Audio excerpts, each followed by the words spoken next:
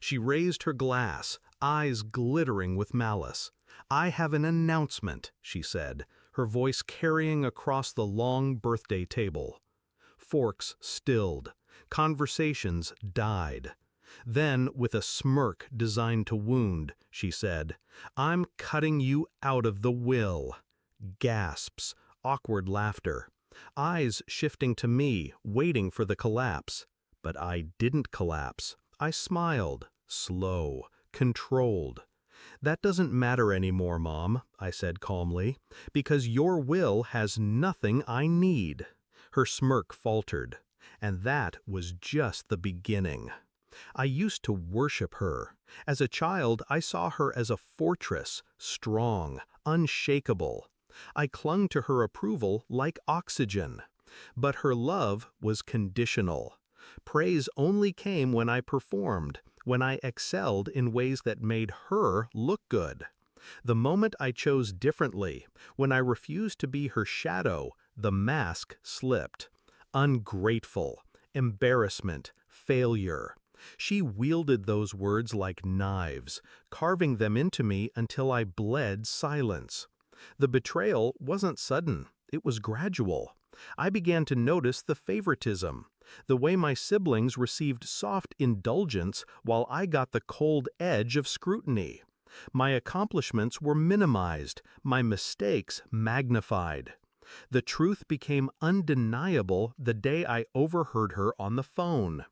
"She'll never be enough," she said to my aunt, "not like the others. I don't even plan to leave her anything." It wasn't about money, it was about erasure. Her final judgment. I was disposable. I didn't cry, I didn't scream, I started planning.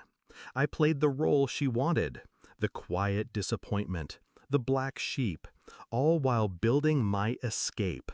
I worked, I saved, I invested when no one was watching. While my siblings wasted, I accumulated, quietly, relentlessly. And then, the move that changed everything. I bought her debt. Her mortgages, her credit lines, even the medical loans she thought were secured. One by one, I acquired them, tucked neatly under a shell company. On paper, the creditors looked faceless. In reality, every penny of her future ran through me. She didn't know, not until tonight. So when she stood at her birthday dinner, raising her glass, waiting for my humiliation, I was ready. "I'm cutting you out of the will," she declared.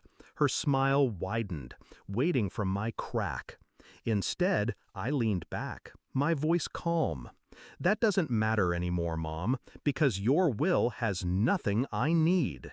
Confusion rippled. My siblings frowned. My mother narrowed her eyes. "What's that supposed to mean?" she snapped. I placed a single envelope on the table, slid it across the linen. "Read." She opened it. The color drained from her face. Mortgage contracts, loan agreements, deeds, her signature on every one, now under my control. She whispered. "Yes," I cut in, "every debt you own is mine now, legally, quietly. You cut me out of the will? Fine, but I own everything you thought you'd pass down." Gasps circled the table. My brother's fork clattered to the floor. My sister's mouth fell open. Her hands shook as she scanned the papers. This can't be real." "It's real," I said softly. "Check the filings. Check the courts. You're not just out of control, Mom. You're in my control." The silence was deafening. For once, she had no words, no smirk, no weapon. I looked her dead in the eye. "You wanted to erase me. Instead, you erased yourself. You don't own this house. You don't own your future. I do." Her voice cracked. You wouldn't throw your own mother out?" I tilted my head, calm, precise. "Family doesn't discard each other in public. Family doesn't humiliate their child on their birthday. But you did. So why should I show mercy? Her glass slipped from her hand, shattering across the floor. I stood. This dinner is over. I walked out, leaving her trembling, my siblings frozen, the weight of truth pressing against every wall of that dining room.